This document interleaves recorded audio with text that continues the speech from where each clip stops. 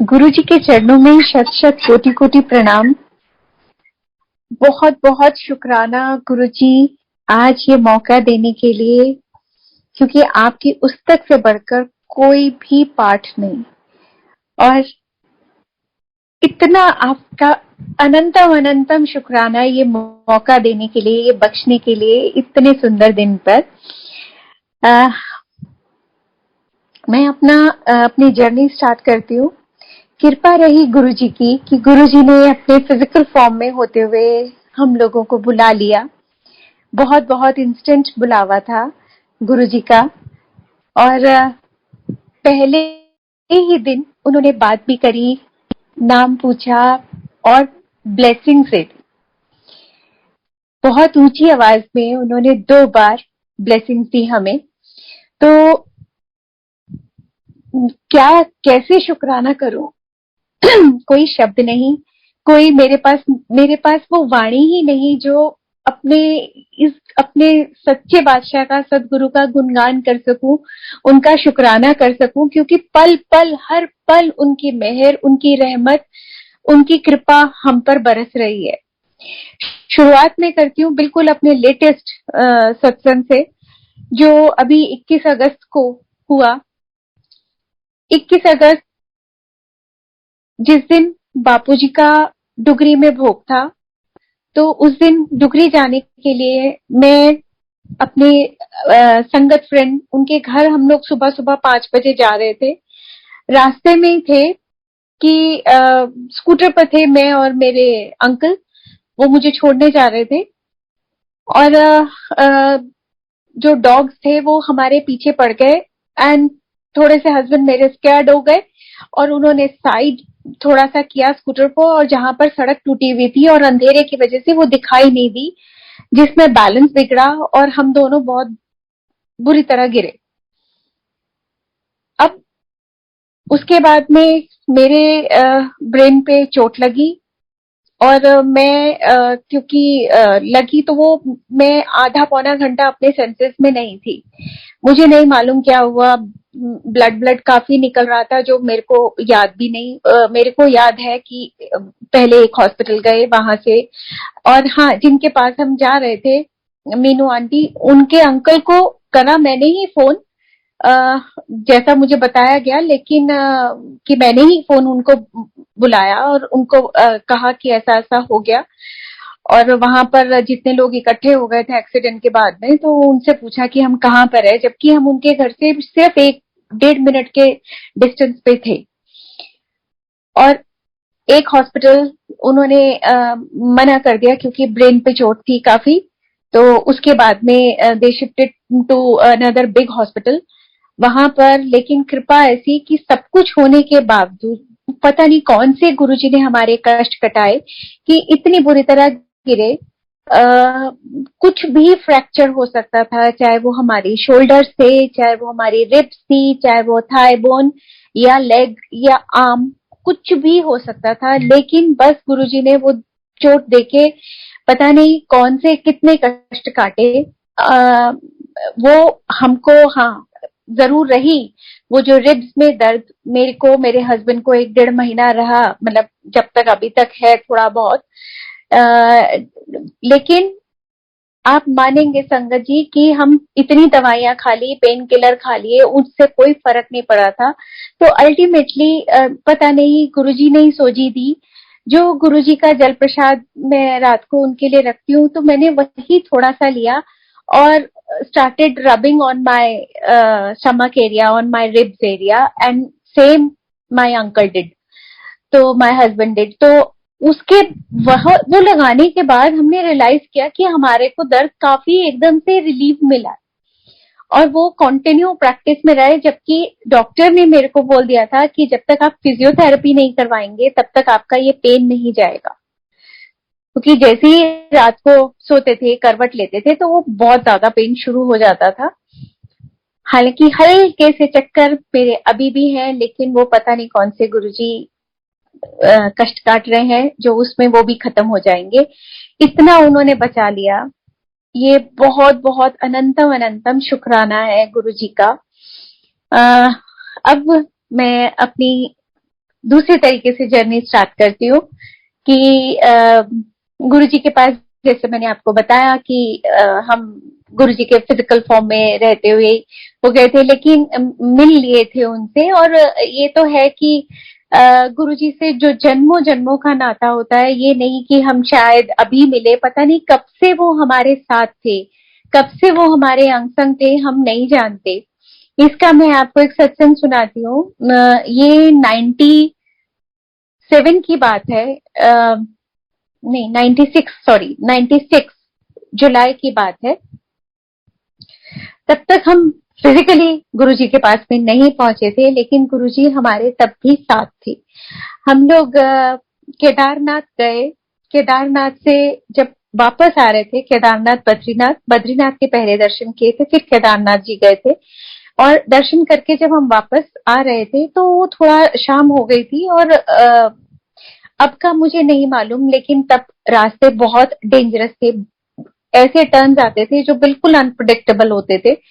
और जैसे जैसे शाम बढ़ती गई तो हम यही सोच रहे थे कि कहीं पर भी कुछ भी हमें रहने को मिल जाए तो हम लोग रुक जाए। We were 9 people in one van. तो लेकिन कहीं कुछ नहीं हुआ। और सब बच्चे बहुत छोटे छोटे हुआ करते थे तब मेरे। और 4 बच्चे, 4 हम एडल्ट्स और एक मेरे हस्बैंड का कजन जो ड्राइव कर रहा था। और सब हम लोग ओम नमो शिवाय, ओम नमो शिवाय ये जाप करते हुए जा रहे थे, क्योंकि इतना वो लग रहा था कि कहीं कोई ऐसा टर्न जो नहीं हम पकड़ पाएंगे, टर्न ऐसा। तो अलकनंदा जो इसके साथ में इतने जोर से बह रही है, उन सब में हमारी बॉडी जाएंगी और हमारे फैमिली को मिलेंगी भी नहीं कि हम वो पूरी फैमिली हमारी कहाँ गई। लेकिन ऑल ऑफ अ सडन एक बस, बड़ी वाली बस अपीयर होती है हमारे सामने।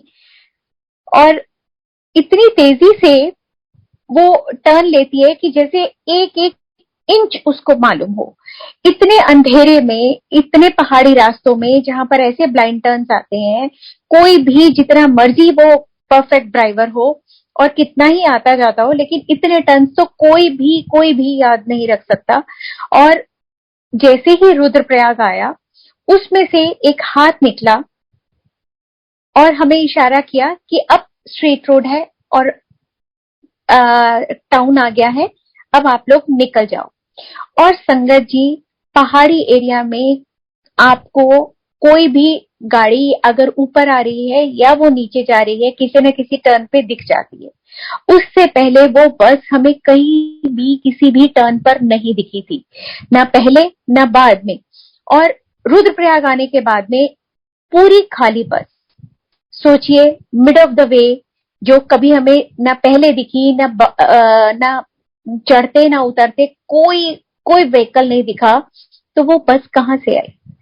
वो सिर्फ और सिर्फ हमारे गुरुजी महाराज थे, जो उस दिन उन्होंने हमारी 9 जिंदगियों को बख्शा था। तो शुक्राना गुरुजी, आप तब भी हमारे साथ थे, आप आज भी हमारे साथ हैं, पल पल। हम जितना भी आपका शुक्राना करें वो बहुत ही कम है। आ, एक आपको संगत जी, अब मैं अपना बताती हूँ कि जब मैं गुरुजी के साथ में जब हम नए नए जुड़े थे तो क्या होता था कि मैं गुरुजी के स्वरूप में गुरुजी से बैठी हुई बातें करती रहती थी कि, और ना मन मन में बातें करती रहती थी, उनको देखती रहती थी, निहारती रहती थी। तो मैं अंकल को बोलती थी कि देखो, अभी गुरुजी ने आईब्रोज हिलाए, अभी वो स्माइल किए, अभी उन्होंने आंखें उनकी मूव की। तो अंकल को यही लगता था कि मेरे को ऑप्टिकल इल्यूजन्स होते, रियलिटी में गुरुजी कुछ नहीं करते। तो अंकल दूसरे रूम में गए और वहां पर वो गुरुजी के आगे खड़े वो बातें कर रहे थे गुरुजी से। और उन्होंने गुरुजी को शिकायत करी कि गुरुजी, ये मुझे बुद्धू बनाती है ना, बेवकूफ बनाती है, आप ऐसा कुछ नहीं करते ना। तो गुरुजी लिफ्टेड हिज आईब्रोज। तो ये एकदम से हिल गए। तो एकदम से इन्होंने उसी टाइम पूछा, गुरुजी ए तुसी किता? तो गुरुजी अगेन लिफ्टेड हिज आईब्रो। तो थोड़ी देर बाद में अंकल आए और मुझे कहते हैं कि जो तुम बोलती हो कि गुरुजी ने ये अभी आंखें हिलाई, अभी हाथ हिलाया, तो तुम सच बोलती हो? तो मतलब आई वाज शॉक्ड कि ये क्या हो गया, ये कैसे बोल रहे हैं? अभी तक तो बोलते थे कि तुम मेरे को बुद्धू बनाती हो, तो अभी क्या? उस टाइम तो नहीं, शायद थोड़ा मेल ईगो रहता है जेंट्स में। तो कुछ दिनों के बाद तब अंकल ने ये एडमिट किया कि मैं गुरुजी से तुम्हारी ऐसे ऐसे शिकायत कर रहा था, तो गुरुजी डिड दैट। तो जो तुम बोलती हो वो सही है। तो गुरुजी की कृपाएं तो अनंत है। गुरुजी ने बहुत बहुत ऐसे नजारे दिखाए हैं, मंदिर में भी, हमारे घर पर भी, कि मतलब जब वो हम बात करते हैं या याद करते हैं तो आज भी गूज बम्स आ जाते हैं कि कितने कितने हम लोग भाग्यशाली हैं, कितने हम लोग लकी है कि हमको गुरुजी के चरण शरणों में हमें बैठने को मिला, उनकी खुशबू सूंघने को मिली, उनकी फ्रेग्रेंस आज भी आती है, घर पर भी आती है। तो जितना भी हम शुक्राना करें वो कम ही है कि मतलब शिव जी को देखा हमने, उनको छुआ, उनको महसूस किया। जो हम हमेशा में मांगा करती थी, जब मैं फास्ट रखती थी तो यही मांगती थी कि हे प्रभु इतनी भक्ति दे दे, तेरे दर्शन पा जाओ, तेरे दर्शन पा जाओ। और वो गुरु जी ने अपने पास बुलाकर वो इच्छा बहुत प्यार से पूरी की। जी भर के दर्शन करे हमने। कभी भी गुरुजी ने बहुत लोगों के हमारे सामने ही डेज फिक्स कर दिए थे, लेकिन कभी भी हमारे डेज ना तो फिक्स किए और ना ही हमें बंदिश डाली कि हफ्ते में एक बार या दो बार। इतना प्यार, इतना शुक्राना गुरुजी का, उन्होंने जो प्यार हमें बख्शा, जो हमें हमारे ऊपर कृपा करी। बहुत बहुत बहुत थैंक यू गुरुजी आपका। और संगत जी, शुरुआत से ही गुरु जी की कृपा हम पर हमेशा हमेशा बनी रही। गुरु जी ने बहुत सारे नजारे हमें मंदिर में भी दिखाए, अपने मस्तक में दिखाए। क्या क्या मैं बखान करूं, कुछ तो ऐसे लगता है कि शायद वो हमारे पर्सनल था, कि वो शेयर करना भी चाहिए कि नहीं करना चाहिए, तो इसीलिए बिल्कुल शॉर्ट में ही बता रही हूँ कि बहुत बहुत ऐसे नजारे दिखाए गुरुजी ने।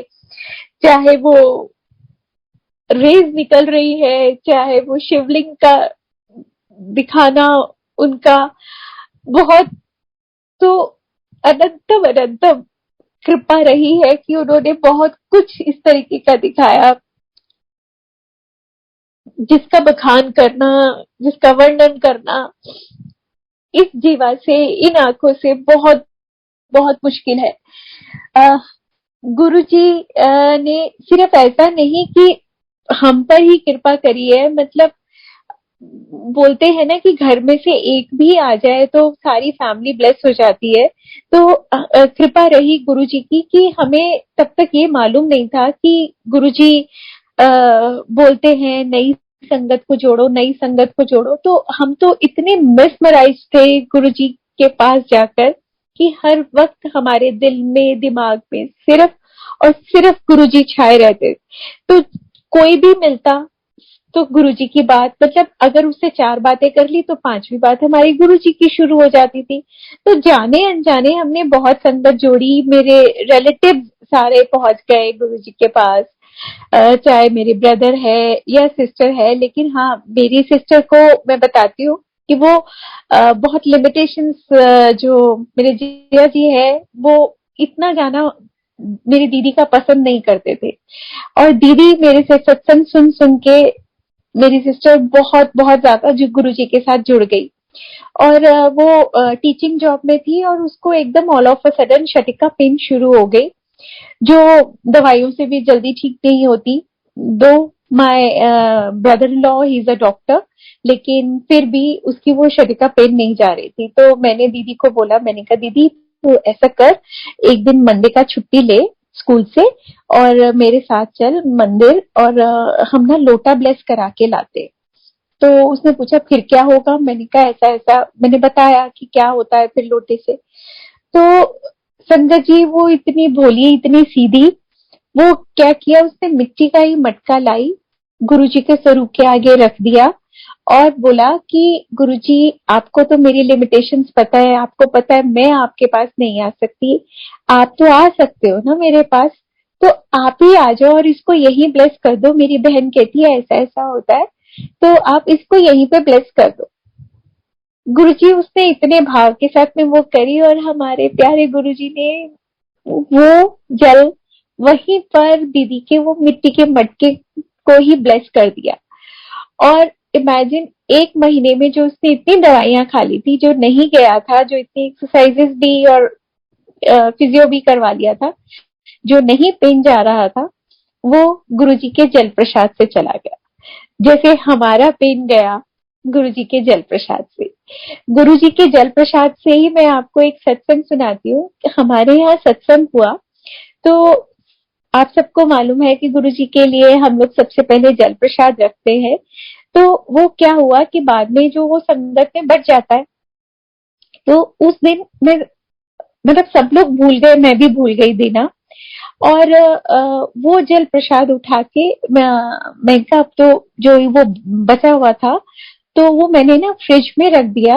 और कि डर के मारे कि गिरे ना, मैंने उसको थोड़ा पीछे की तरफ कॉर्नर में रख दिया कि अब इसको कल यूज कर लेंगे। और संगत जी, गुरु जी की कृपा कहे, मेहर कहे या उनकी लीला कि मैं वो भूल गई। और 15-20 दिन बीत गए उसके बाद मैं बिल्कुल भूल गई उसको। और जब मैंने वो निकाला एकदम, मेरे को 20 दिन के बाद में कुछ मैंने बर्तन इधर उधर करे फ्रिज में, तो मेरे को वो दिखाई दिया और मेरे को अरे ये तो गुरु जी का जल प्रसाद पड़ा है, अभी तक मैं भूल ही गई। तो अब क्या करूं? तो क्या किया मैंने, जो मेरा पानी का कैंपर है जिसमें मैं पानी अपना पीने का पानी स्टोर करके रखती हूँ, उसमें मैंने वो जल प्रसाद मिक्स कर दिया कि अब सारा कुछ मेरी हम इसी से ही करेंगे। और संगत जी, वो पूरा जल प्रसाद ऐसे कि जब हम उसको जल को पिए तो ऐसे लगे कि पूरे रोजेस की फ्रेग्रेंस, पूरी रोजेस की खुशबू, उसकी टेस्ट पूरे हमारे अंदर तक जा रहा है। और सिर्फ ऐसा नहीं कि हमें, हमारे घर जो भी आए वो ये कहे कि आपने क्या गुलाब जल मिलाया है इसमें। हमने कहा नहीं, अब हम उसको क्या बताएं कि तुम्हारे को कितनी कृपा हो रही है कि आप ये वाला जल प्रसाद पी रहे हैं। संगत जी, वो गुरु जी की शायद कोई लीला थी, उन्होंने बहुत सारे लोगों का कल्याण करना था। और इमेजिन, जब तक वो कैंपर को हम रिफिल करते गए महीनों तक, वो जो रोज फ्रेग्रेंस थी वो उसमें से नहीं गई, बनी रही उसमें वो रोज फ्रेग्रेंस। तो आप सोचो कि वो एक छोटा सा आधा ग्लास जल प्रसाद कितने लोगों का कल्याण गुरुजी ने करना था। गुरुजी के कल्याण करने के और ब्लेस करने के भी तरीके नायाब है। पता नहीं किस किस को ब्लेसिंग देनी थी जो मैं भूली, और इस तरीके से वो पूरा फ्रेग्रेंट वाटर किस किस को मिला, ये तो गुरुजी जाने। और संगत जी, गुरुजी के बहुत सारे सत्संग तो मैंने आप लोगों के साथ शेयर करे ही हैं। आज मैं एक अपनी मदर का सत्संग शेयर करती हूँ। My mother now she is 92, लेकिन ये बात 4-5 साल पुरानी है। At that very time she was between 86 and 88। अब एग्जैक्टली वो 5 साल हो गए या 6 साल हो गए वो मुझे याद नहीं, लेकिन इतना ही पीरियड निकला है। उस टाइम पर वो ऐसे 86-87, लेकिन आप सोच सकते हैं कि इस एज में भी बोन्स जो है वो बहुत ज्यादा फ्रेजाइल हो जाती है।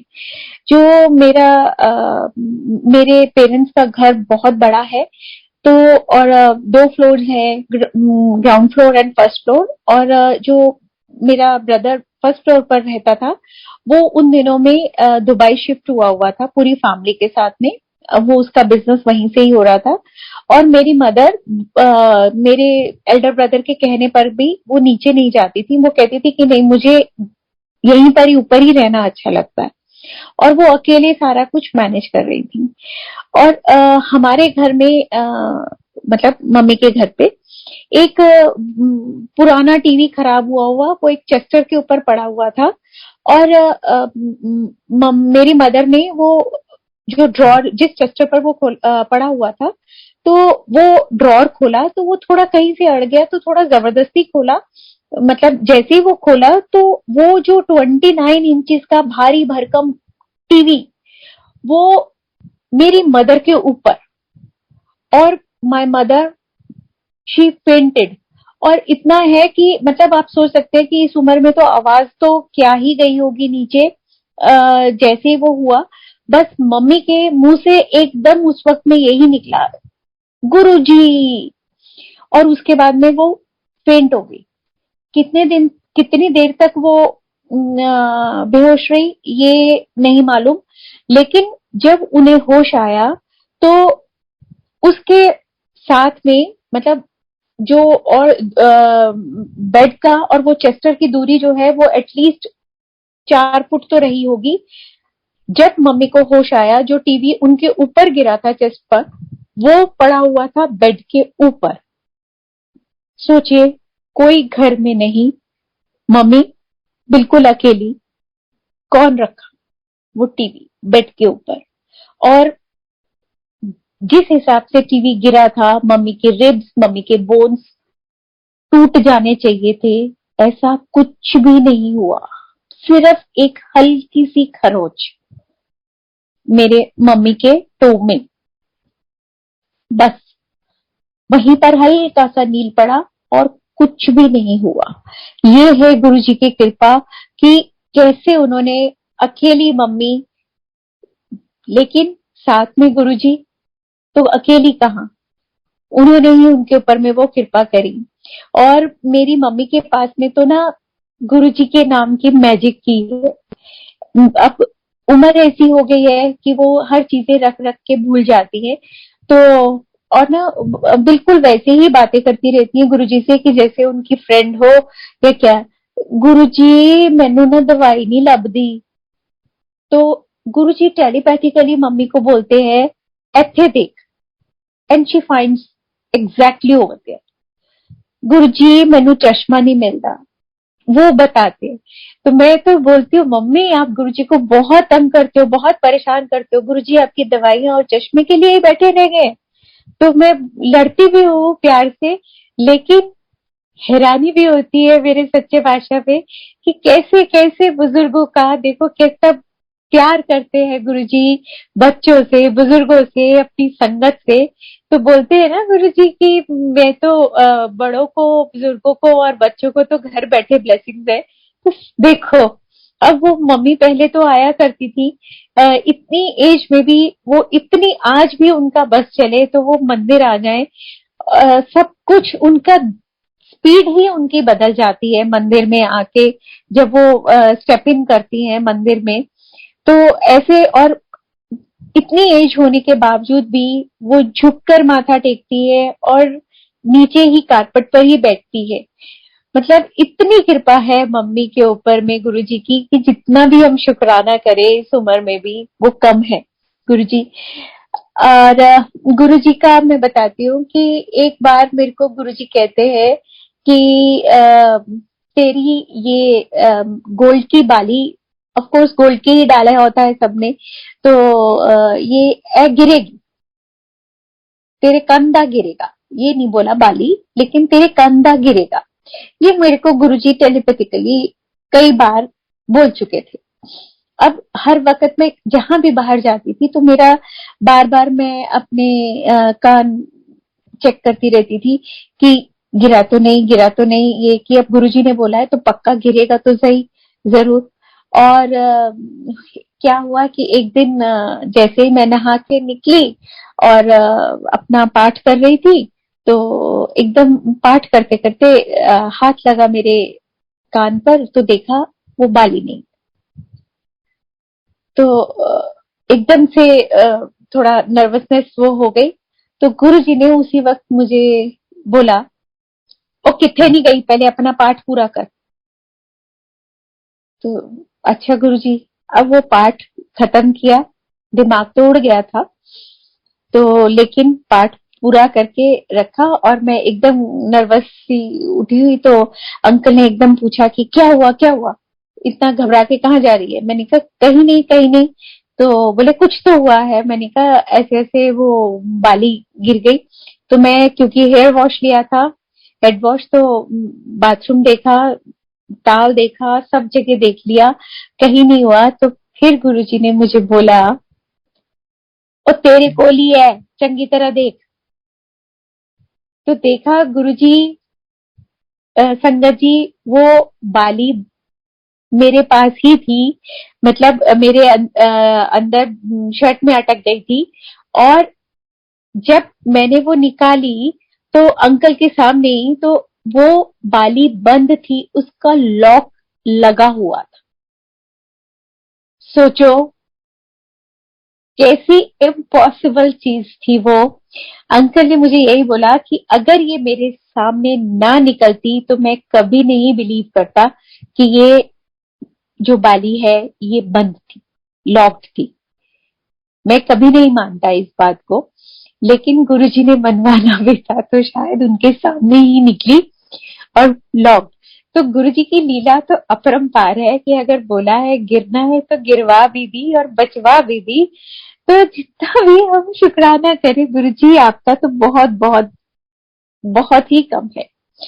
क्योंकि मैं सारे अब वो थोड़ा सा वैसे वाले सत्संग शेयर कर रही हूँ जो शायद मैंने नहीं करे हुए, क्योंकि इससे पहले जो बड़े बड़े सत्संग हुए हैं वो तो मैं सारे कई बार शेयर कर चुकी हूँ, इसलिए उनको नहीं कर रही मैं। अ, संगत जी, एक मेरा हुआ था 31 दिसंबर, जो न्यू ईयर ईव पे। उस दिन मैंने एक कुंदन का बड़ा सा इयररिंग पहना हुआ था, इयररिंग्स पहने हुए थे, और कब वो निकल गया मेरे कान में से मुझे नहीं पता चला। मैं हैरान परेशान थी, पूरे मंदिर में ढूंढ लिया, सब जगह जहां जहां मैं गई थी सब जगह ढूंढ लिया। एट लास्ट मैंने ऑफिस में भी बोल दिया कि अगर मेरा वो ऐसे इयररिंग मिले तो आप रख लेना, क्योंकि अगले दिन कृपा से गुरु जी के अगले दिन मेरा संगत डे था। संगत डे नहीं, मेरा मतलब गुरु जी का सेवा डे था, तो हमें मंदिर जाना ही था। तो अगले दिन जब मैं सुबह पहुंची तो किचन में सेवा, तो वो right on the platform of kitchen that earring was lying there, जबकि मैं किचन में गई ही नहीं थी। तो सोचो ये सिर्फ और सिर्फ मेरे सच्चे बादशाह, मेरे सदगुरु के अलावा और कौन रख सकता है। क्यों नहीं पता था कि मैंने सुबह कहाँ आना है, तो वहां पर पड़ा था। तो जितना कितना भी शुक्राना करे कम है गुरुजी आपका तो। और एक बात है कि गुरुजी प्राउड अगर आपके माइंड में आ जाए तो उसको एक सेकंड में लगाते तोड़ने में। बस संगत जी निमाणे बन के रहो, झुक के रहो, नम्रता में रहो, कभी भी गुरूर नहीं करना, घमंड नहीं करना कि ये चीज तो हमें आती है या ये सेवा हमें मिली हुई है। जब तक उस मालिक की मर्जी है तब तक ही वो आपके पास रहे, वो सेवा भी और वो हमारा मंदिर जाना भी। कभी भी गुरूर नहीं करना। मेरा गुरूर जो शायद मुझ में पल भर के लिए आया था, वो एक सेकंड में गुरुजी ने तोड़ा। जो सेवा बख्शी मेरे को गुरुजी ने ही बख्शी। तो जो सबसे पहले जो कृपा रही गुरुजी की, वो सेवा मेरी लगी थी पेंट्री में। तो तब संगत जी ये उस वक्त की बात है जब फंक्शन के बाद में और संगत नहीं बुलाई जाती थी सेवा के लिए। तब माली भैया वगैरह या जो लोग भी अपने आप से थोड़ा बहुत करते थे वही सेवा करते थे। तो और ऐसे नहीं होता था कि अगले दिन भी संगत आया करती थी, ऐसा नहीं था।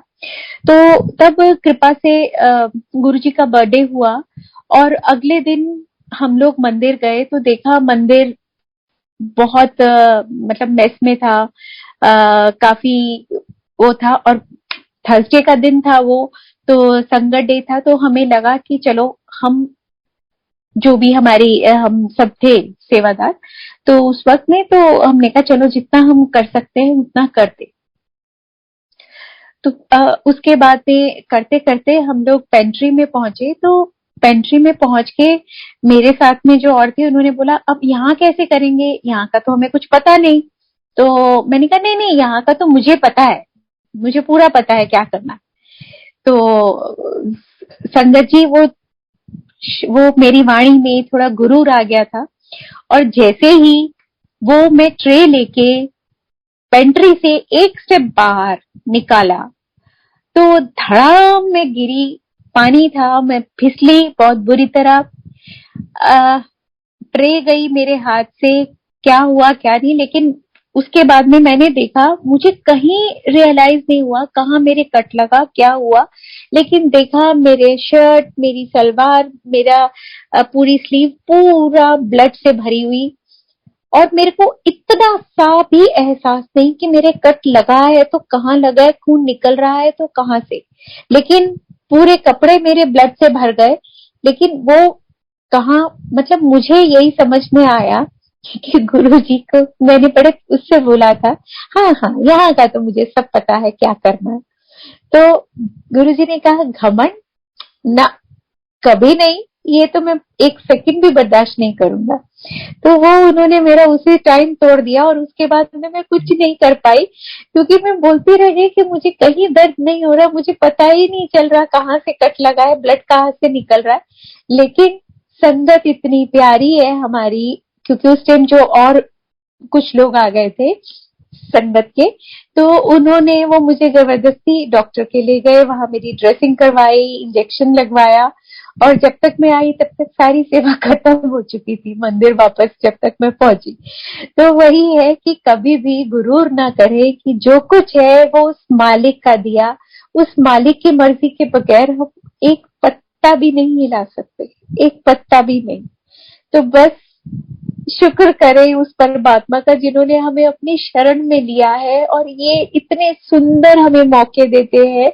तो कभी ना करे गुरूर उस बात पे और नम्रता से रहे। अगर हमारे को गुरुजी ने सेवा बख्शी है तो हम तो नौकर है ना, तो हमारे को तो हर किसी से बहुत ही नम्रता, बहुत ही प्यार से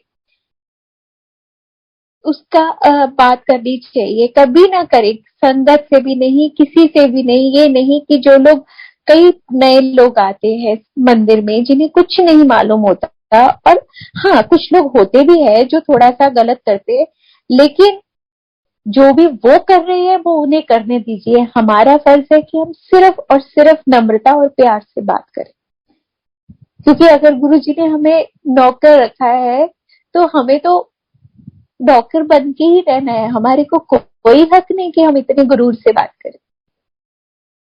तो ये मेरी प्यार भरी सभी सेवादारों को रिक्वेस्ट है कि कभी भी ऊंची आवाज से ना करें। अगर नहीं करते तो गुरुजी वो भी देखते हैं कि अगर हमारे साथ गलत हुआ है तो वो भी, उसका न्याय भी गुरुजी ही करते हैं और करते भी रहते हैं और करेंगे भी।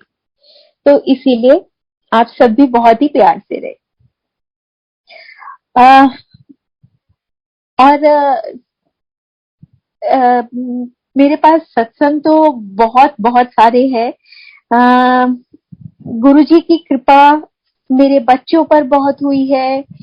जब हम गुरु जी के पास पहुंचे थे तो फाइनेंशियली अंकल ने बिजनेस चेंज किया था और काफी काफी ज्यादा हम लोग फाइनेंशियल प्रॉब्लम्स में थे, लेकिन इतनी कृपा करी गुरुजी ने। पहले तो हमारे को गाड़ी में, हमारी तब 800 हुआ ही करती थी, तो उसमें गुरुजी ने दर्शन दिए। उस गाड़ी को इतना ब्लेस किया कि उसमें इतनी भर भर के नई संगत गई, उसकी एवरेज बढ़ती चली गई बगैर किसी मेंटेनेंस के। और उसके बाद में भी गुरुजी की कृपा कभी भी कम नहीं हुई। उसके बाद में कृपा से उनकी जब दूसरी गाड़ी ली तो वो कृपा से उनकी होंडा सिटी थी। और क्या हुआ कि उसके जो पावर विंडो के स्विच था, बटन था, वो शीशा बंद खोलने का, तो वो खराब हो गया।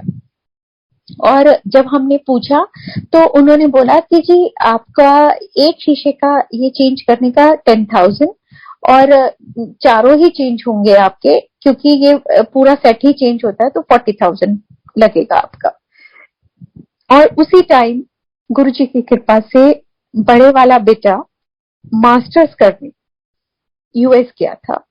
और ये संगत जी, मैं आपको बता चुकी हूँ कि हम लोग फाइनेंशियली इतने टाइट थे, इतनी प्रॉब्लम्स में थे, लेकिन ये सिर्फ और सिर्फ मेरे रब की कृपा, सिर्फ मेरे सच्चे बादशाह की कृपा, कि उसने मेरे बच्चों को इतना ब्लेस किया कि बाहर पढ़ने भेजा। दोनों ने, छोटा पहले गया, वो पायलट बनने के लिए गया, और बड़े वाला मास्टर्स करने के लिए गया। और कोई भी जो हमको देखता था वो ये कहता था कि ये लोग झूठ बोलते हैं कि इनको प्रॉब्लम है। मैंने कहा क्यों, आप हमारे घर का खर्चा चला रहे हैं क्या, हमें झूठ बोलने की जरूरत क्या है।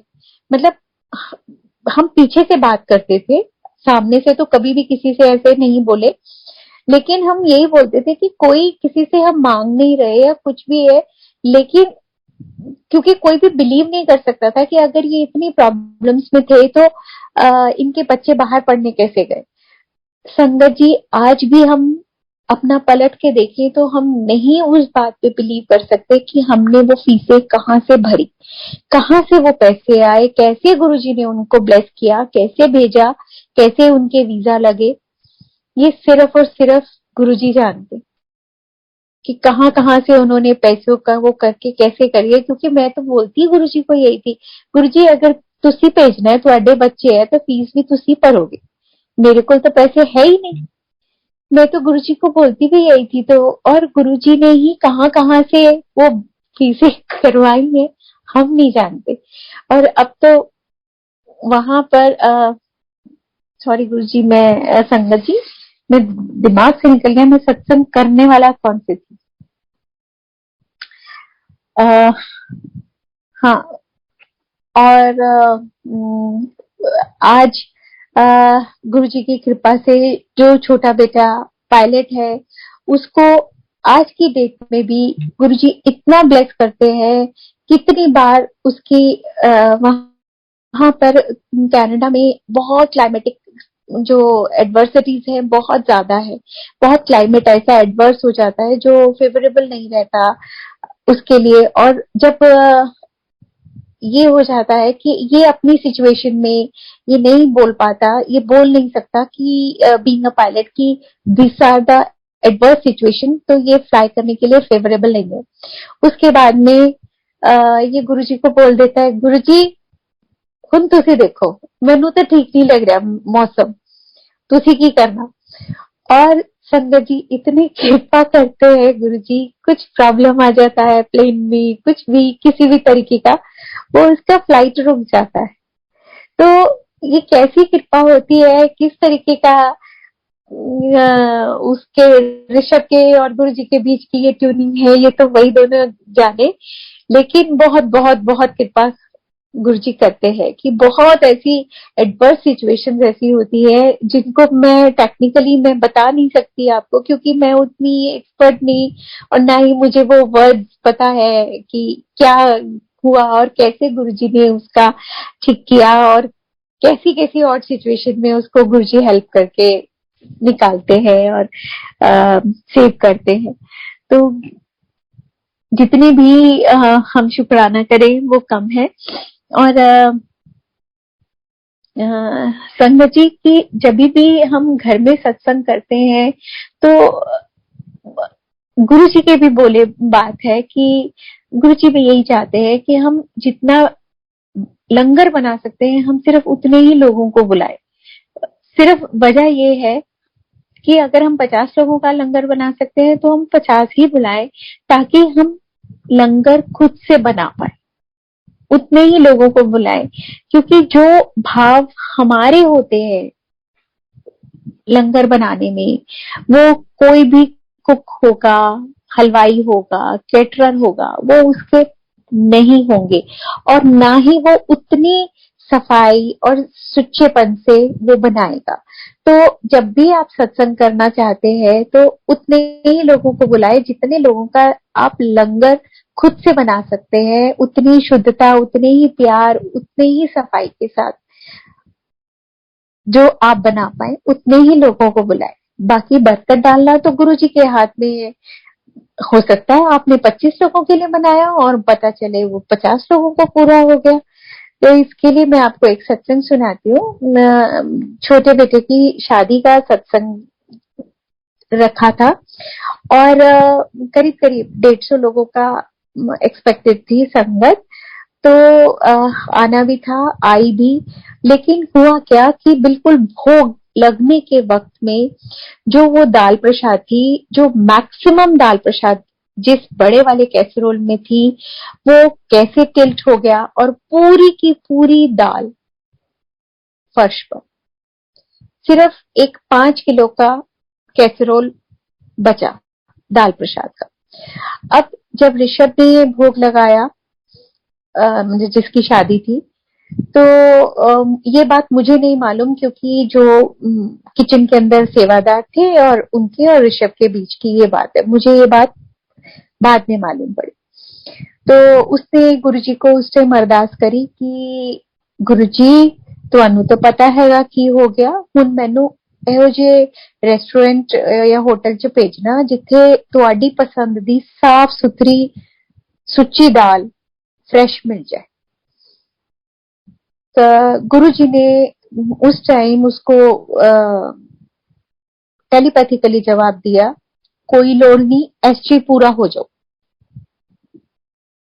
तो उसने आके जो लोग लंगर सेवा मतलब जो बरता रहे थे लंगर, उनको बताया, तो उन्होंने कहा बस ठीक है। अब गुरुजी ने बोल दिया तो कम नहीं पड़ेगी। और संगत जी, गुरुजी ने इतना ब्लेस किया कि वो संगत तो पूरी हुई हुई। उस टाइम जितने लोग थे, रात को भी 25-30 लोग आए।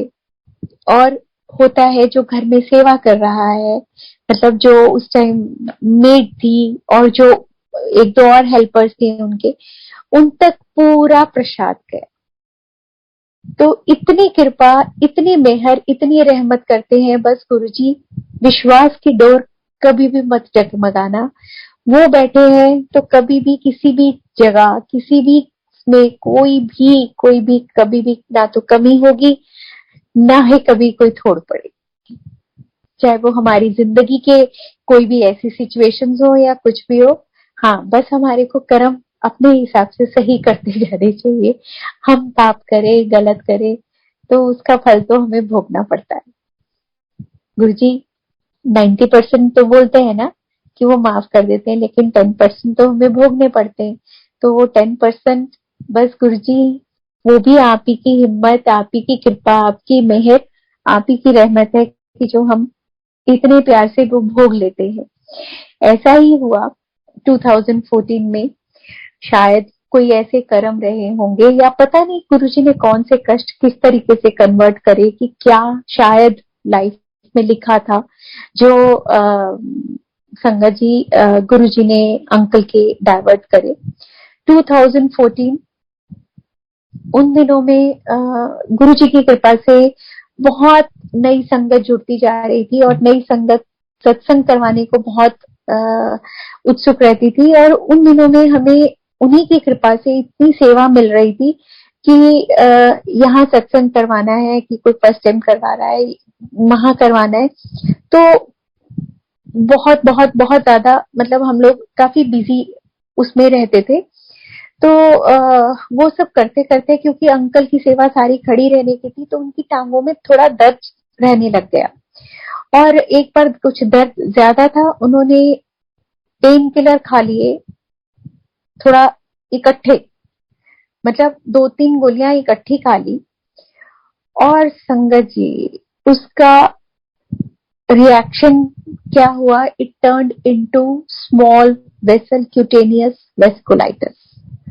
आपको ये सुनने में बहुत भारी भरकम सी बीमारी लग रही होगी, और ये वाकई बीमारी थी भी बहुत भारी भरकम, और ये जनरली जल्दी होती भी नहीं। मैंने सुना भी अपने ही टाइम में, फर्स्ट टाइम ही सुना, एंड इट हैपेंड इन 2014, जब मेरे दोनों बच्चे बाहर गए हुए थे। और तब ये हुआ सिर्फ पेन किलर का रिएक्शन।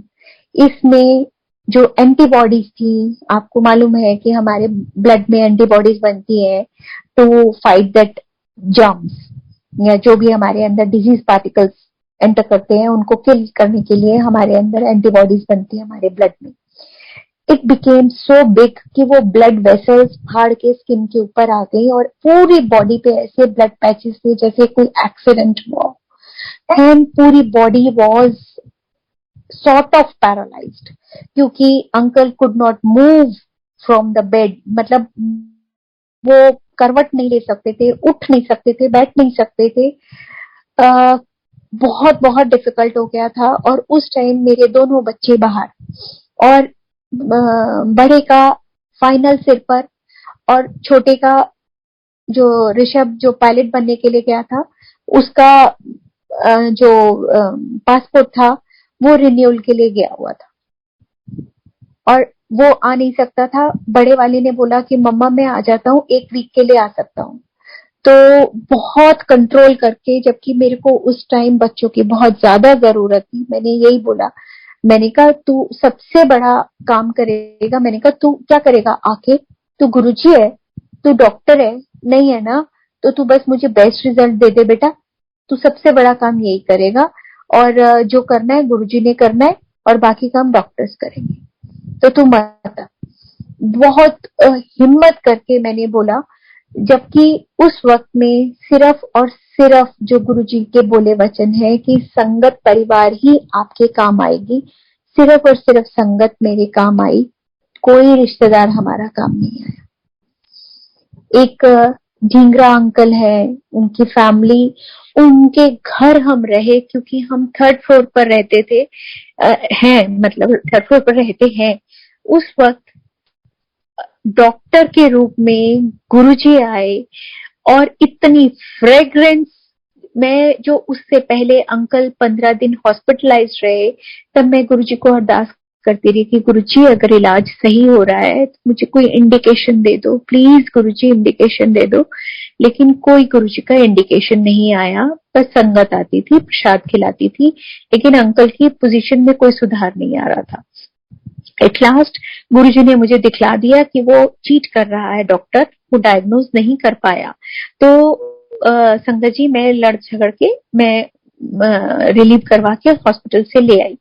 अब सिर्फ गुरुजी को मालूम था कि अब मेरे पास जितने भी पैसे थे वो खत्म हो चुके हैं।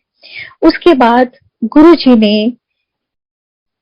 ऐसे डॉक्टर के पास भेजा, और जब हम उस डॉक्टर के पास गए तो हॉस्पिटल के गेट से गुरुजी की फ्रेग्रेंस, जो मैं इंडिकेशन मांगती थी, गुरुजी ने वहां मुझे दिया, वो फोर्टिस हॉस्पिटल में, कि गेट से ही फ्रेग्रेंस गुरुजी की, और चैम्बर तक। वहां पर जब हम रहे, गुरुजी वो पूरे उस डॉक्टर के पास, जब तक वो प्रिस्क्रिप्शन लिख रहा था, सब कुछ कर रहा था, तब तक गुरुजी हमारे साथ साथ पूरी फ्रेग्रेंस उनकी। और जब हम सेकंड टाइम पे गए तो भी अंकल को, क्योंकि इतना एक प्रॉब्लम जो इतनी एग्जैजरेट हो चुकी थी, इतनी एग्रीवेट हो चुकी थी, अब उसको कंट्रोल होने में भी कुछ दिन तो लगने थे। तो हम, लेकिन दूसरे तीसरे दिन ही हम इतने नर्वस हो गए कि अंकल का तो कुछ भी वो नहीं हो रहा, तो हम दोबारा से लेकर गए। तो तब भी संगत जी गुरुजी साथ, उनकी फ्रेग्रेंस साथ साथ साथ। और तब उस डॉक्टर ने ये बोला कि मैं आपको मिस्टर मनचंदा 10 में से मतलब 10 नंबर दे रहा हूं कि आपको इतनी प्रॉब्लम है, तो भी आप सिर्फ 4 बता रहे हो, and on top of that you are smiling, इतनी पेन में भी। और संगत जी उस वक्त उस वो डॉक्टर नहीं था, सिर्फ और सिर्फ गुरुजी बोले, और तब उन्होंने हमें शिफ्ट करवाया। मैं ये नहीं बोलूंगी डॉक्टर ने, उस टाइम वो गुरुजी ने, कि ग्राउंड फ्लोर पर जाओ, तुम्हें अपने घर में लड़ाई करनी पड़े, झगड़ा करना पड़े, कुछ भी करना पड़े। उन ढींगरा अंकल को बोला आज आप इनको अपने घर लेकर जाएंगे। संगत जी, हम 10 दिन उनके घर रहे।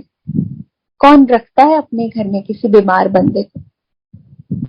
कोई रिश्ता नहीं, कोई खून का रिश्ता नहीं, सिर्फ और सिर्फ हमारी संगत, ये रिश्ता। तो जो गुरु जी के बोले वचन कि रिश्तेदार तुहाडे कम नहीं आएंगे, ए जेड़ा मैं परिवार बना के जा रहा यही वो कम आएगा। और एग्जैक्टली वही हुआ संगत जी। हमारा ये परिवार ही सब जगह काम आया, चाहे उस डॉक्टर को ढूंढने में, चाहे उसका फर्स्ट इनिशियल इलाज करने में, चाहे वहां पर रहने में, सेवा करने में, कुछ भी करने में। कोई रिलेटिव मेरा काम नहीं आया, सिर्फ और सिर्फ मेरा ये गुरु परिवार काम है। तो मैं तो इस गुरु पर जितनी भी बल जाऊं उतनी कम। ये जबान तो जितना भी गुणगान कर ले संगत जी, बहुत बहुत बहुत ही कम है। इतने इतने सत्संग है कि अगर हम याद करने पर आए तो अरे गुरुजी ने तो ये भी किया, गुरुजी ने तो वो भी किया।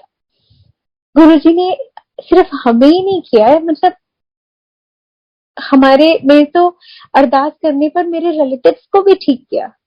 मैंने गुरुजी से अरदास की थी कि मेरे ब्रदर इन लॉ, उनका कैंसर हो गया था, उनको माउथ कैंसर, उनके लिए मैंने अरदास की, उनको गुरुजी ने ब्लेस किया। मेरी सिस्टर इन लॉ जिसको हार्ट अटैक हुआ, उसके लिए मैंने अरदास की, गुरुजी ने उनको ब्लेस किया, वो बिल्कुल ठीक हो गई।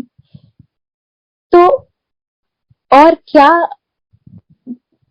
वो कहे हम कि कितना जितना भी गुरुजी हमारा कल्याण करते हैं, हम बहुत बार तो हम कई बार समझ भी नहीं पाते कि ये, हमें लगता है कि शायद ऐसे ही हो गया। नहीं संगत जी, सिर्फ और सिर्फ हमारे गुरुजी की कृपा होती है। इतना ज्यादा कृपा बनी हुई है गुरुजी की कि क्या मैं बताऊं।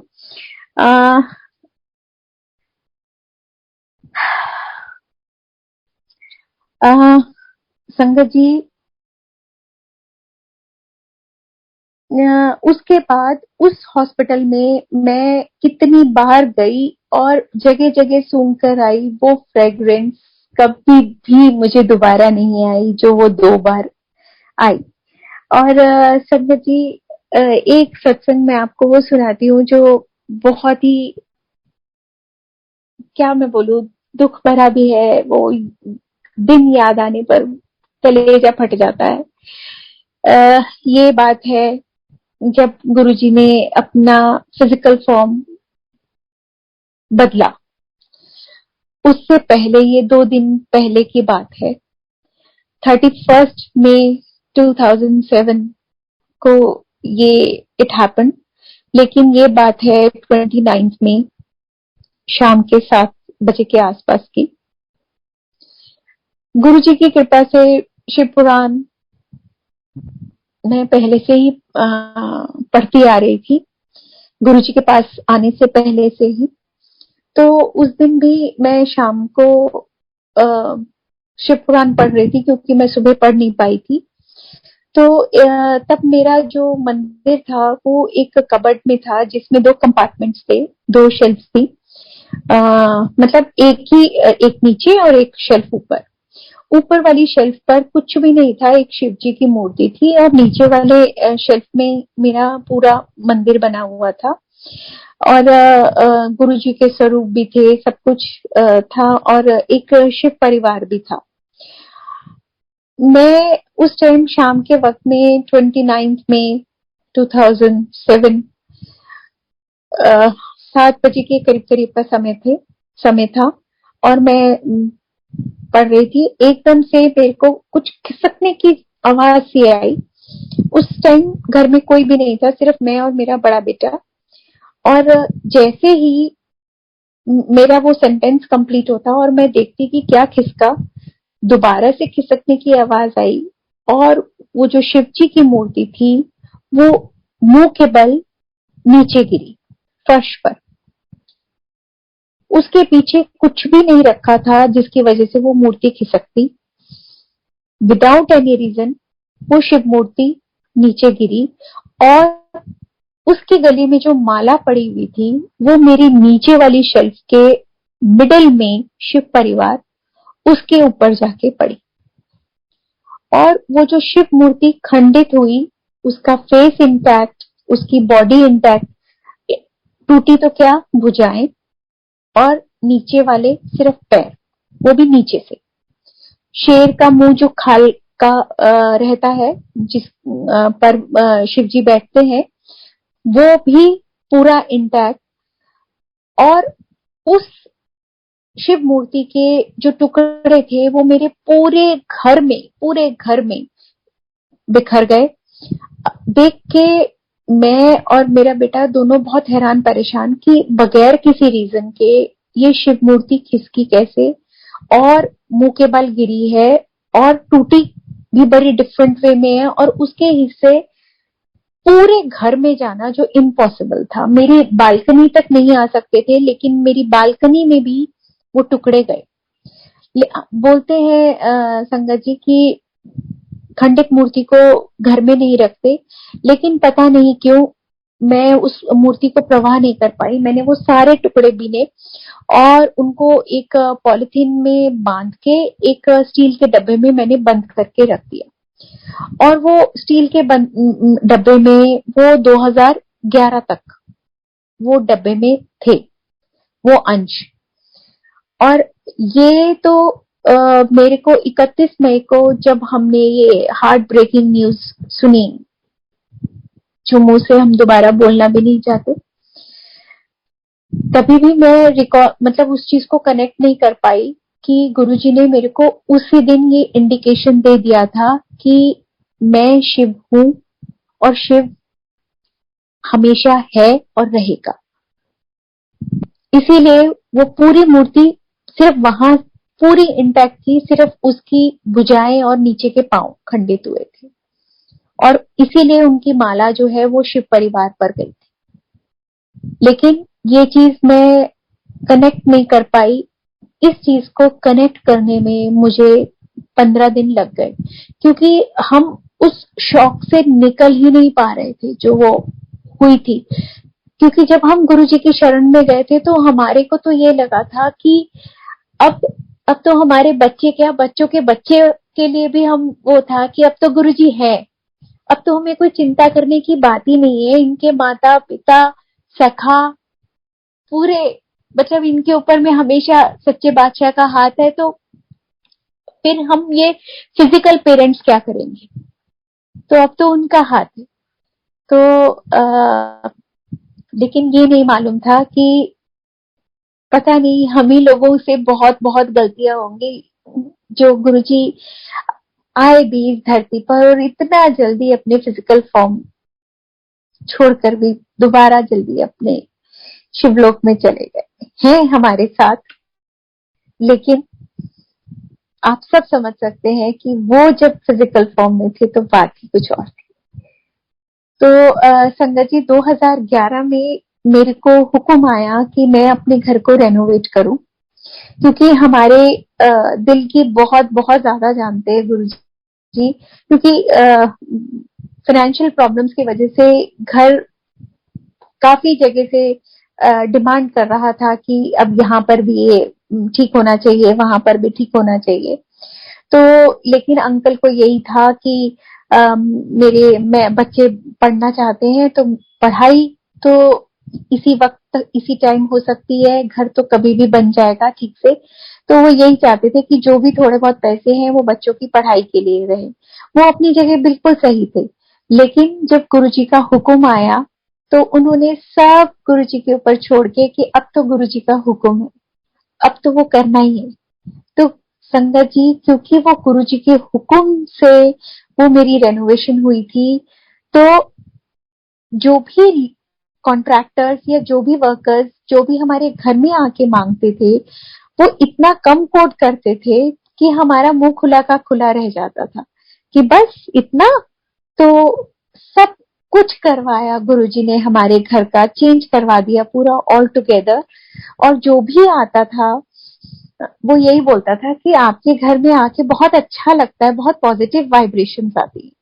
अब उनको क्या बताएं हम कि ये तो हमारी गुरु जी की कृपा है, उनकी मेहर है, उनकी रहमत है, नहीं तो हमारा तो कुछ भी नहीं, कुछ भी नहीं। हम तो उनकी मर्जी के बगैर एक सांस भी नहीं ले सकते। तो संगत जी, उस रेनोवेशन के दौरान तक वो डिब्बा, वो खंडित मूर्ति उसमें थी, और उसके बाद उस डब्बे में बाकी जो थोड़ा बहुत मैंने और सामान रखा था वो तो था, लेकिन वो खंडित मूर्ति उस रेनोवेशन के बाद कहाँ गायब हो गई, नहीं मालूम। क्या कनेक्शन, क्या राज, मैं नहीं जानती। ये तो गुरुजी महाराज ही जाने कि क्या क्या वो करते हैं, और कौन कौन से हमारे जवाब हमको नहीं मिलते। मैं इस टाइम कुछ और आपको बताना चाहती हूँ कि अगर हमारे दिमाग में कुछ भी क्वेश्चन चल रहा होता है जो लगातार हमारे माइंड में हैमर करता है या पिक करता है, तो उसका जवाब गुरुजी किसी ना किसी तरीके से जरूर देते हैं। मेरे को हमेशा से यही लगता था कि शायद हमने तो अपनी लाइफ में कुछ भी ऐसा अच्छा नहीं किया कि हमें शिव जी के हम दर्शन पाते, हमें शिव जी का साथ मिलता, शिव जी का हाथ हमारे सिर पर होता। तो मेरे दिमाग में ये हमेशा चलता रहता था। तो मेरे पापा बहुत बहुत ज्यादा नोबल सोल, शायद हर किसी को अपने पेरेंट्स ऐसे ही लगते होंगे, लेकिन हकीकत में संगत जी, मेरे फादर जैसा नोबल सोल बहुत रेयर लोग होते हैं। क्योंकि गुरुजी जो बोलते हैं ना, ABC, don't accuse, don't blame, don't criticise, वो मैंने फादर में देखा था। जबकि वो तो गुरुजी को उन्होंने तो फिजिकल फॉर्म में देखा ही नहीं, वो तो बहुत पहले 87 में ही मेरे फादर हमें छोड़ के चले गए थे। और लेकिन मुझे यही लगता था कि ये मेरे फादर की ब्लेसिंग्स हैं जो हम गुरुजी के पास पहुंचे। मैं बार बार मन में मेरे यही चलता था, और गुरुजी ने उसे ऑथेंटिकेट किया। गुरुजी ने दिखाया कि मेरे पापा गुरुजी के साथ हैं। मैं दरबार की सीढ़ियां चढ़ी हूँ बड़े मंदिर की, और बड़े मंदिर की जैसी ये 5 सीढ़ियां चढ़ के मैं देखा तो गुरुजी ऐसे ओट लगा के खड़े हुए हैं, वो जो बाउंड्री है मंदिर की। और मैंने कहा, अरे गुरुजी आप यहाँ, मैं कह के मैंने उनको चरण वंदना की, माथा टेका। तो गुरुजी मुझे बोलते हैं, तेरे पापा भी मेरे नाल ही खड़े है, तेनू नमस्ते कह रहे हैं। तो मेरे पापा भी नमस्ते ही बोलते थे। तो उसी वक्त मैंने ड्रीम में भी मैंने कैलकुलेट किया कि इतने साल हो गए मेरे पापा का रीबर्थ नहीं हुआ, इसका मतलब। तो मैंने गुरुजी को मन ही मन उस टाइम अरदास की, गुरुजी इनका अब नीचे भेजना भी मत, पृथ्वी पर बिल्कुल मत भेजना, अपने पास ही रखना गुरुजी इनको। तो जो मैं सोचती थी कि ये मेरे पापा के कर्म है, उनके ब्लेसिंग्स है जो मेरे को गुरुजी मिले, तो गुरुजी कैसे उस बात का जवाब दे देते हैं कि जो मैं सोचती हूँ, जो मेरे मन में विचार आते हैं, ये सिर्फ और सिर्फ मेरी सोच ही नहीं है, ये सच है। और संगत जी, अगर हम कुछ गलत करते हैं तो भी गुरुजी उसको कैसे करेक्ट करा देते हैं। जब मैं शुरू शुरू में गुरुजी के पास पहुंची थी, तो मुझे क्योंकि किसी से तो बात होती नहीं थी, आ, हम इतना ज्यादा, मैं किसी को जानती भी नहीं होती थी कि हमारी बात हो और हमारे को गुरुजी के बारे में और कुछ जानने को मिले। मुझे नहीं मालूम था कि गुरुजी रिंग्स पहनने को मना करते हैं। तो जब ये छोटा पहले गया था मेरा बाहर, तो ये गया, तो इसने पुखराज पहना हुआ था अपने इंडेक्स फिंगर में। तब गुरुजी ने इसको ड्रीम में दर्शन देके बोला कि ला एनु, आके पाई अंगूठियां, ला एनु। तो गुरुजी मतलब उसको कुछ गुस्सा करके गए और अंगूठी के बारे में बोल के गए। अभी क्या एग्जैक्ट वर्ड्स, ये मैं अपने मन से बना के बोल रही हूँ। शायद गुरुजी ने जो जो बोला वो उसको समझ में भी नहीं आया, या वो उठ के थोड़ा बहुत भूल भी गया। लेकिन उसने मुझे सुबह उठ के वहीं कनाडा से फोन किया कि मम्मी, गुरुजी सुबह सुबह ड्रीम में आए थे और रिंग के लिए कुछ गुस्सा हो रहे थे, लेकिन उन्होंने एग्जैक्टली क्या कहा मुझे नहीं मालूम। आज थर्सडे है, आप मंदिर जाओगे तो गुरुजी से पूछ के आना। और ये संगत जी, ये बात है गुरुजी के लीला करने के बाद, चोला छोड़ देने के बाद की बात है। ऑफ कोर्स 2007 ही है, लेकिन ये बात अगस्त की है। तो उसके बाद में मैं मंदिर गई, मैंने माथा टेका। माथा टेकने के बाद में मैं बैठी दरबार में, तो मैं फ्रंट रो में ही बैठी थी। और मैंने वहां पर बैठे बैठे गुरुजी को अरदास की कि Guruji, Rishabh is not very much clear about the ring, please give him clear message. Exactly इन्हीं शब्दों में मैंने अरदास की। और मेरे तब मैंने भी अपने राइट हैंड में मोती पहना हुआ था, और मेरे हैंड जो है वो फोल्ड थे, और मेरे left to left Paul aunty बैठी हुई थी। और पाल आंटी ने, आप सोच सकते हैं कि पुरानी संगत तो कभी भी नहीं ऐसा करेगी ना कि शब्द चल रहे हैं दरबार में और वो बात करें। लेकिन वो गुरुजी की ऐसी कृपा थी कि उन्होंने चलते शब्द के बीच में एक आंटी को छोड़ के मेरे को मेरा हाथ पकड़ा जोर से और मेरा हाथ ड्रैग किया, जबकि मैंने वो मोती पहना हुआ था अपने राइट हैंड में और वो थी मेरे लेफ्ट टू लेफ्ट। तो मेरे हाथ में क्या मैंने पहना है वो देख भी नहीं सकती थी। तो उन्होंने, अभी मेरे को ये अरदास किए हुए हार्डली 20 सेकेंड हुए थे कि वो पाल आंटी ने मेरा हाथ पकड़ा और जोर से मुझे गुस्सा करते हुए बोली, आह की पाइया अंगूठियां ला एनू, तेनू नहीं पता गुरुजी नू बिल्कुल नहीं पसंद है। तो देखो संगत जी, गुरुजी कैसे जवाब दिलवाते हैं। तो गुरुजी के पास कभी भी कोई भी क्वेश्चन लेके आप चले जाओ, चाहे तो सत्संग में, नहीं तो किसी के कोई शब्द कीर्तन में, या कोई अनजाने में आपके ऐसे कानों में शब्द पड़ जाएंगे जो आपको आपका जवाब मिल जाएगा। अनआंसर्ड आप वापस नहीं आएंगे। और गुरुजी कई बार हमारे, मैं आपको एक छोटा सा सत्संग और एक सुनाती हूँ। हम कनाडा गए और वैंकूवर में हम, मंडे का ही दिन था, सत्संग अटेंड करने के लिए गए। लेकिन ना सावन के दिन चल रहे थे और मेरे मन में आया था, ये हम दिल्ली होते तो हम मंदिर जाते, मालपुआ का प्रसाद मिलता, खीर का प्रसाद मिलता, कितना अच्छा होता ना। इन दिनों में तो ना मंदिर जाना कितना अच्छा लगता है, मतलब हमेशा ही अच्छा लगता है, लेकिन सावन में प्रसाद के लालची तो हम हमेशा ही से रहते हैं ना। तो ये तो सिर्फ सावन में ही मिलते हैं मालपुआ और वो। अब संगत जी, ये सिर्फ विचार मेरे मन में है, मेरे दिल में थे, ना मेरी जबान पर आए, ना किसी को पता। और संगत जी, गुरु जी इच्छा कैसे पूरी करते हैं। वो सत्संग में, सत्संग जैसे ही खत्म हुआ, एक आंटी उठी और वो बोली कि मैं आज डायरेक्ट इंडिया से आ रही हूँ, डायरेक्ट फ्लाइट से, और संगत जी आप लोगों के लिए मालपुआ और खीर का प्रसाद मंदिर से आया।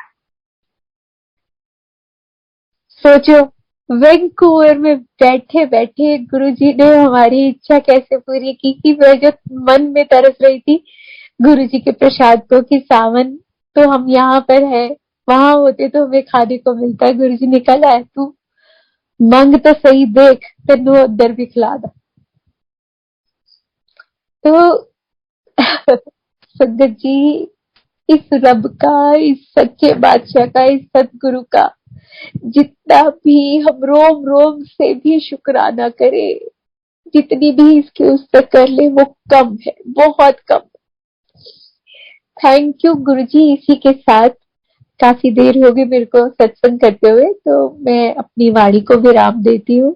और शुक्राना कुणाल अंकल और जितने भी मंदिर मैनेजमेंट और सारे इसमें जो भी है, आप लोग इतने प्यार से इन्वॉल्व है इतने लंबे टाइम से, और इतने सुंदर इतने प्यारे ढंग से आप कर रहे हैं, और हमें इतना कुछ सुनने को और भी सत्संग मिल रहे हैं, तो आपका भी जितना भी शुक्राना करे कम। Thank you. जय गुरु जी।